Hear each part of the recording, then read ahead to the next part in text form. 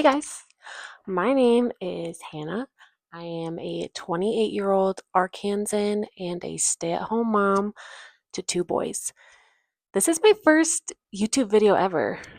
I don't know how to do this, but I'm glad you're here and I hope you enjoy whatever hyperfixation that I am into at the time of posting. Um, One thing that is not really a fad in my house is my passion for homeschooling. I could make a whole video about what led me and my husband deciding that homeschooling was best for our family. But for right now, I wanted to make a video just kind of walking you through our daily homeschool routine with my 3.5-year-old. And before you freak out, the reason I'm making this video is because this routine is so simple.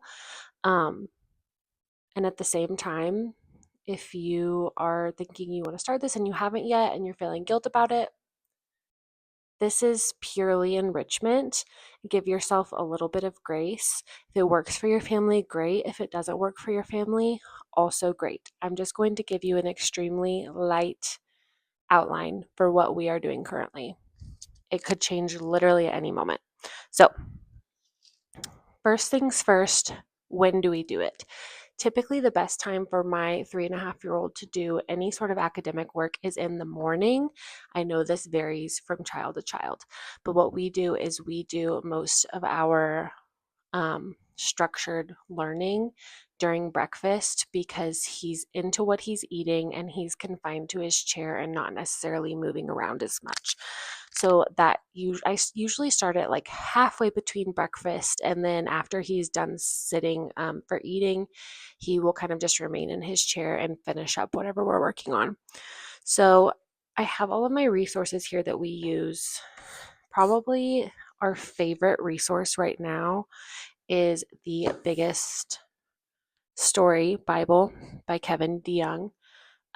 We do one story per day with him in this Bible. Yeah, if you haven't checked it out, you definitely should. The illustrations are gorgeous. Along with this Bible, they have verse cards, and you can kind of see them behind me. The way that we kind of incorporate these into our daily learning is, you can see we've already used those, but as we have a group of stories on the schedule in the Bible, we hang the corresponding cards on that clothesline behind me, and it just kind of gives a chronological view of what we've been reading about and what we've been learning. And they're so beautiful. I don't mind that they're up all the time.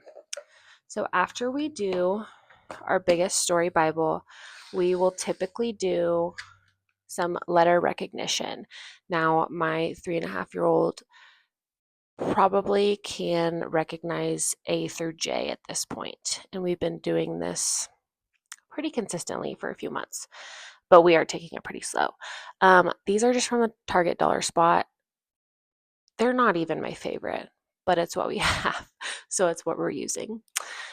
We also work on letter recognition and letter sounds, just with individual letters at this point.